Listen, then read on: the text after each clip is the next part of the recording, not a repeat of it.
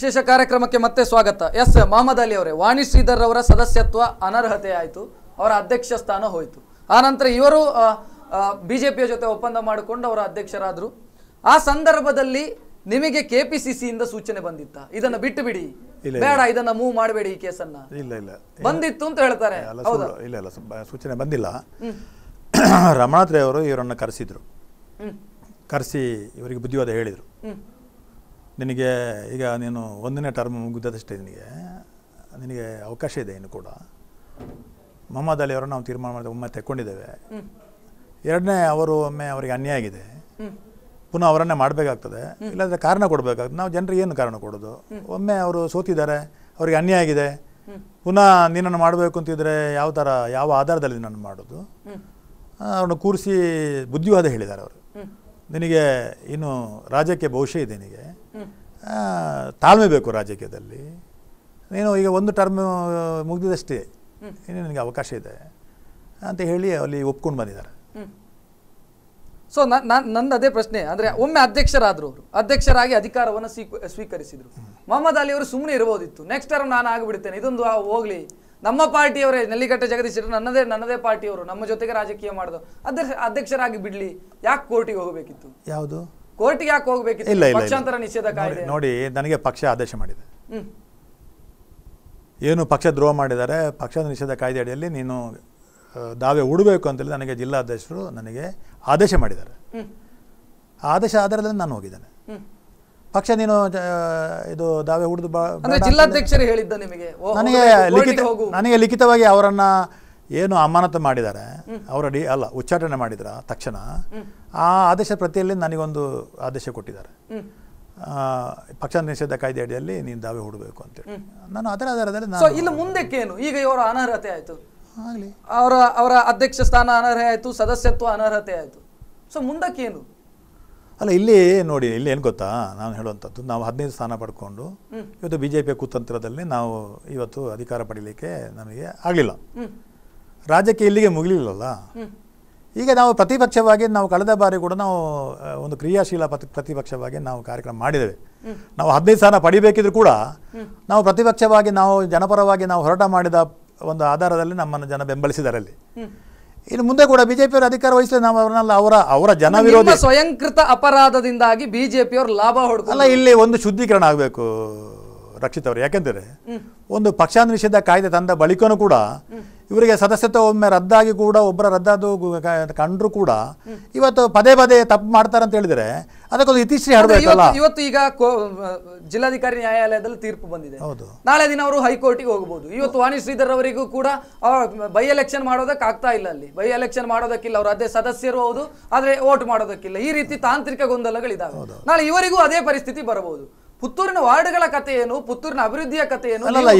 ಅಭಿವೃದ್ಧಿ ಆಗಬೇಕು ಅಂತ ಬಹಳ ಸಂದರ್ಭದಲ್ಲಿ ಹೇಳ್ತಾ ಬಂದವರು. 7 ಜನ ಈಗ ಪಕ್ಷ ಬಿಟ್ಟು ಹೋದ್ರಲ್ಲ, ಇವರೇನು ವಾರ್ಡ್ನ ಬಗ್ಗೆ ತಲೆಟ್ಟು ಮಲಗಿದ್ರ? ಇವರು ಆ ವಾರ್ಡ್ನ ಕೆಲಸ ಮಾಡಿದಾರ? ಈ ಜಗದೀಶ್ ಶೆಟ್ಟಿ ನೆಲ್ಲಿಘಟ್ಟ ಅವರ ವಾರ್ಡಿಗೆ ಹೋಗ್ಲಿಲ್ಲ, ಅಧ್ಯಕ್ಷನಾಗಿ ಕೂಡ ಆ ವಾರ್ಡ್ನ ಕೆಲಸ ಮಾಡಲಿಲ್ಲ. ಅಲ್ಲಿ ನಮ್ಮ ಕಾರ್ಯಕರ್ತರ ನಮ್ಮ ಜನರ ಬೇಡಿಕೆ ಅನುಗುಣ ನಾವೇ ಕೆಲಸ ಮಾಡ್ತಾ ಇದ್ದೇವೆ, ಅದಕ್ಕೇನು ಸಮಸ್ಯೆ ಇಲ್ಲ. ಆ ವಾರ್ಡ್ಗಳ ಜನರ ಸಮಸ್ಯೆಯನ್ನು ನಾವು ನಿಮ್ಮನ್ನ ಚೂಸ್ ಮಾಡಿದಂತ ವಾರ್ಡ್ಗಳಲ್ಲಿ ಸದಸ್ಯರಿಲ್ಲ. ಸೊ ಇದು ನೀವು ಮಾಡ್ತಾ ಇರುವಂತದ್ದು ಪುತ್ತೂರಿನ ಅಭಿವೃದ್ಧಿಗೆ ಮಾರಕ ಅಂತ ಅನಿಸ್ತಾ ಇಲ್ಲ? ಮಾಡ್ತಾ ಇರುವಂತ ರಾಜಕಾರಣ, ಇವರ ಸದಸ್ಯತ್ವ ರದ್ದಾತಿ ಆದ ಕೂಡಲೇ ಆ ವಾರ್ಡ್ನ ಸಮಸ್ಯೆ ಅಲ್ಲೇ ಸಮಸ್ಯೆಯಾಗಿ ಉಳಿತ ಅಂತ ಹೇಳುವಂಥ ಮಾತು ಸರಿಯಲ್ಲ. ಯಾಕಂತ ಹೇಳಿದ್ರೆ ನಾವು ಹಿಂದೆ ಕೂಡ ನಾನು ವಿಪಕ್ಷ ನಾಯಕನಾಗಿ ನಾವು 12 ಜನ ಇದ್ದಾಗ ಕೂಡ 11 ಜನರ ವಾರ್ಡ್ನ ಕೆಲಸವನ್ನು ಕೂಡ ನಾನೇ ಸ್ಪಂದನೆ ಮಾಡಿ, ಅಂದರೆ ಅವರು ಮಾಡಿದ್ದಾರೆ, ಅವರಿಗೆ ನಾನು ಸಹಕಾರ ಮಾಡಿ ಕೆಲಸ ಮಾಡ್ತಾ ಬಂದವು. ಈ ಜಗದೀಶ್ ಶೆಟ್ಟಿ ನೆಲ್ಲಿಘಟ್ಟ ಅವರು ಕಳೆದ ಒಂದು ಅವಧಿಯಲ್ಲಿ ಅವರು ಪುರಸಭಾ ಕಚೇರಿಗೇ ಬರ್ತಿರಲಿಲ್ಲ. ಅವ್ರಿಗೆ ಎಲ್ಲೆಲ್ಲಿ ಅವರು ನನ್ನಲ್ಲಿ ಹೇಳ್ತಿದ್ರು, ಅವ್ರಿಗೆ ಏನು ಬೇಕು ಗ್ರ್ಯಾಂಟು ಅದೆಲ್ಲ ನಾನೇ ಅಲ್ಲಿ ಕ್ರೋಢೀಕರಣ ಮಾಡಿ ಅಲ್ಲಿ ಒದಗಿಸಿಕೊಡುವಂಥ ಕೆಲಸ ಮಾಡ್ತಿದ್ದೆ. ಅವರು ಕಚೇರಿಗೆ ಬರ್ತಾನೆ ಇರಲಿಲ್ಲ, ಅವ್ರ ಮೀಟಿಂಗ್ಗೆ ಮಾತ್ರ ಬರ್ತಿದ್ರು ಅವರು. ಹಾಗೆ ಈಗ ಮಹಿಳಾ ಸದಸ್ಯರು ಕೂಡ ಅವರು ಹೆಚ್ಚು ಜನರ ಸಮಸ್ಯೆ ಸ್ಪಂದನೆ ಮಾಡಲಿಕ್ಕೆ ಆಗ್ತಾ ಇಲ್ಲ ಎಲ್ಲ ಕಡೆ ಕೂಡ. ಅದನ್ನು ನಾವೇ ನಿಭಾಯಿಸುವಂಥದ್ದು.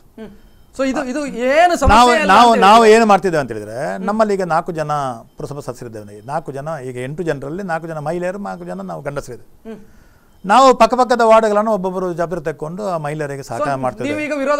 ಈಗ ಇಲ್ಲಿ ಕೇಳಿ, ಈಗ ಅಲ್ಲಿ ಡಿಸ್ಕ್ವಾಲಿಫೈ ಆದಂಥ ಸೀಮಾ ಗಂಗಾಧರ್ ಆಗಲಿ, ದೀಕ್ಷಾ ಪೈ ಆಗಲಿ, ರೇಖಾ ಯಶೋಧರ ಮತ್ತು ಈ ಯಾರು ನವೀನ್ ನಾಯ್ಕ್, ನನ್ನ ಗ್ರಾಮ, ಆ ಗ್ರಾಮವೇ ನಮ್ಮ ಒಂದು ವ್ಯಾಪ್ತಿಯಲ್ಲಿ ಬರ್ತದೆ. ಆ ಗ್ರಾಮದ 8 ವಾರ್ಡ್ಗಳು, ಅಲ್ಲಿ ನಾವೇ ಅಲ್ಲಿ ನೋಡ್ಕೊಳ್ಳುವಂಥದ್ದು. ಅಲ್ಲಿ ಕೆಲಸ ಕಾರ್ಯವನ್ನೆಲ್ಲ ಅಲ್ಲಿ ಜನರು ನೇರವಾಗಿ ನಮ್ಮನ್ನು ಸಂಪರ್ಕ ಮಾಡ್ತಾರೆ. ಇವರು ಸದಸ್ಯರಾಗಿದ್ದರೂ ಕೂಡ ಅವರು ಪ್ರಥಮವಾಗಿ ಫೋನ್ ಮಾಡೋದು ನನಗೇನೆ. ಮತ್ತೆ ಸೂಪರ್ ಸೀಡ್ ಮಾಡುವಂತ ಏನಾದರೂ ಯೋಚನೆಗಳು ಇಲ್ಲ, ಅವಶ್ಯಕತೆ ಇಲ್ಲ. ಸೂಪರ್ ಸೀಡ್ ಮಾಡುವಂತ 27 ಜನರಲ್ಲಿ 7 ಜನ ಮಾತ್ರ ಓದಲ್ಲ, 20 ಜನ ಅಲ್ಲಿ ಇದ್ದಾರಲ್ಲ ಅಲ್ಲಿ. ಸೊ ನಿಮಗೆ ಮುಖಭಂಗ ಆಯ್ತು ಸೂಪರ್ ಸೀಡ್ ಮಾಡಿದ್ರೆ? ಅಲ್ಲ, ಮುಖಭಂಗ ಬಿಜೆಪಿ ಅವರ ಅಧ್ಯಕ್ಷರಾಗ್ತಾರೆ ಸ್ವಾಮಿ. ಬಿಜೆಪಿ ಅವರ ಅಧ್ಯಕ್ಷರ ಸ್ವಾಮಿ, ಮೋಸ ಮಾಡಿದವರಿಗೆ ಮುಖಭಂಗ ಆಗೋದು, ನಮ್ಗೆ ಯಾಕೆ ಮುಖಭಂಗ ಆಗಬೇಕು?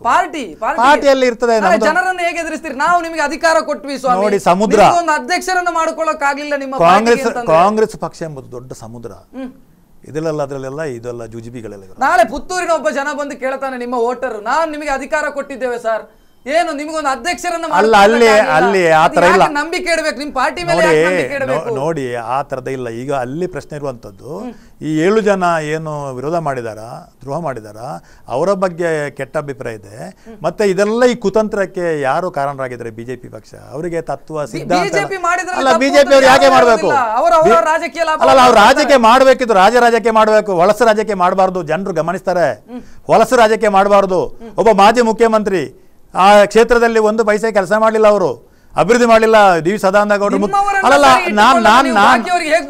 ನಾನು ಒಂದು ಮಾತು ಹೇಳ್ತೇನೆ. ಮುಖ್ಯಮಂತ್ರಿಯಾಗಿ ಒಂದು ಕೆಲಸ ನಿರ್ವಹಣೆ ಮಾಡಿದಂಥ ವ್ಯಕ್ತಿ ಇವತ್ತು ಆ ಕ್ಷೇತ್ರಕ್ಕೆ ಏನು 1 ಪೈಸೆ ಅಭಿವೃದ್ಧಿ ಕೆಲಸ ಮಾಡದೆ ಕೇವಲ ಕಾಂಗ್ರೆಸ್ನ ಅಧಿಕಾರವನ್ನು ತಪ್ಪಿಸಲಿಕ್ಕೆ ಅಲ್ಲಿ ಬಂದು ಕೂತು ಒಂದು ಕೌನ್ಸಿಲರ್ ಆಗಿ ಕೂತು ಒಬ್ಬ ಪುರಸಭಾ ಸದಸ್ಯನಾಗಿ ಭಾಗಿಯಾಗುವುದಲ್ಲಿ ಭಾಗಿಯಾಗಿ ಇವತ್ತು ಎಂಪಿ ಮತ್ತು ಒಬ್ಬ ಮಾಜಿ ಮುಖ್ಯಮಂತ್ರಿ ಲಜ್ಜೆ ಬಿಟ್ಟು, ಅವರಿಗೆ ಮಾನ ಮರ್ಯಾದೆ ಬಿಟ್ಟು ಇವತ್ತು ಕಾಂಗ್ರೆಸ್ ಪಕ್ಷ ಅಧಿಕಾರಕ್ಕೆ ಬರಬಾರ್ದು ಅಂತ ದೃಷ್ಟಿಯಲ್ಲಿ ಇವತ್ತು ಕಾರ್ಯಕ್ರಮ ಆಗ್ತದೆ. ಅವರಿಗೆ ನಾಚಿಕೆ ಇಲ್ವಾಗರೆ? ಅವರಿಗೆ ತತ್ವ ಸಿದ್ಧಾಂತ ಇಲ್ವಾ? ಒಬ್ಬರು ಮುಖ್ಯಮಂತ್ರಿ ಆಗಿದ್ದಂತವರು ಬರ್ತಾರೆ, ಪುರಸಭಾ ಲೆವೆಲ್ ರಾಜಕಾರಣ ಮಾಡ್ತಾರೆ ಅಂತ ನೀವು ಹೇಳ್ತಾ ಬಂದ್ರಿ. ಯಾಕೆ ಮಾಡಿದಂತ ಹೇಳ್ಬೇಕು?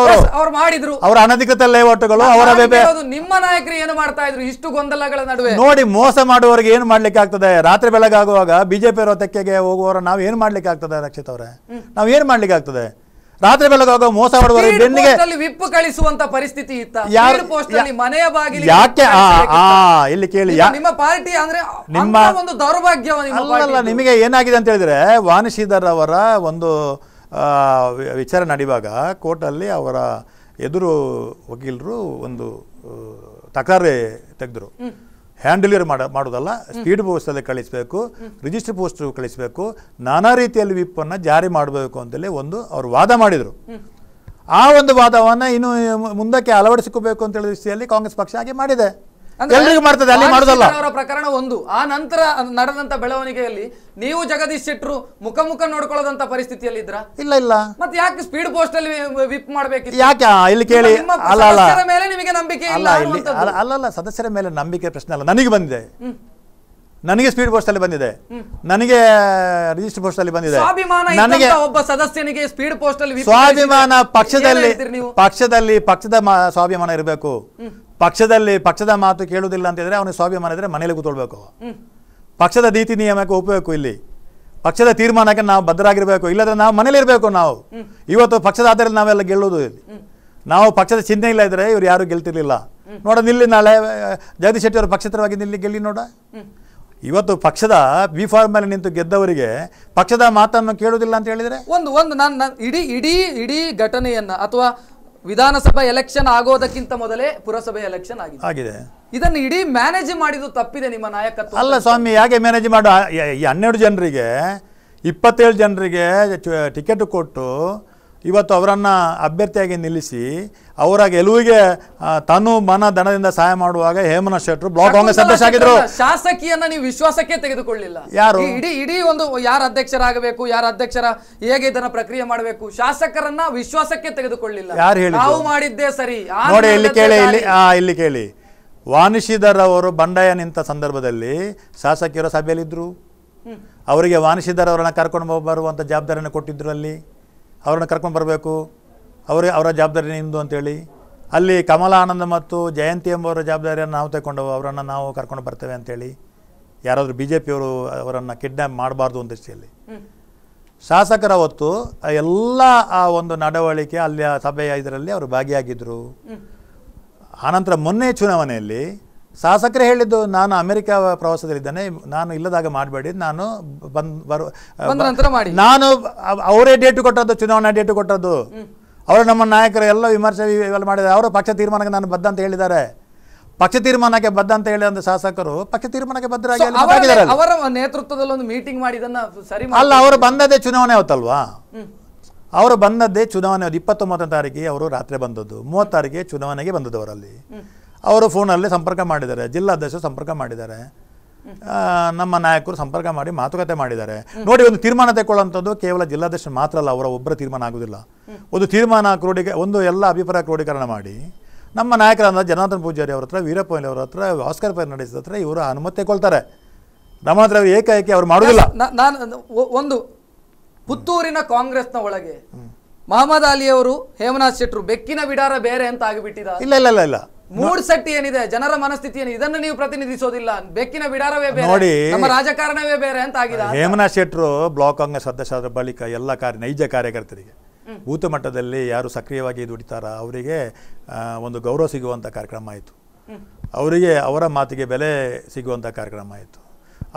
ಅವರಿಗೆ ಶಕ್ತಿ ಕೊಡುವಂಥ ಕಾರ್ಯಕ್ರಮ ಆಯಿತು. ಅದರ ಆಧಾರದಲ್ಲಿ ನಾವು ತಾಲೂಕು ಪಂಚಾಯತಲ್ಲಿ ಮುನ್ಸಿಪಾಲ್ಟಿಯಲ್ಲಿ ನಾವು ಬಹುಮತ ಗಳಿಸಲಿಕ್ಕೆ ಆಯಿತು.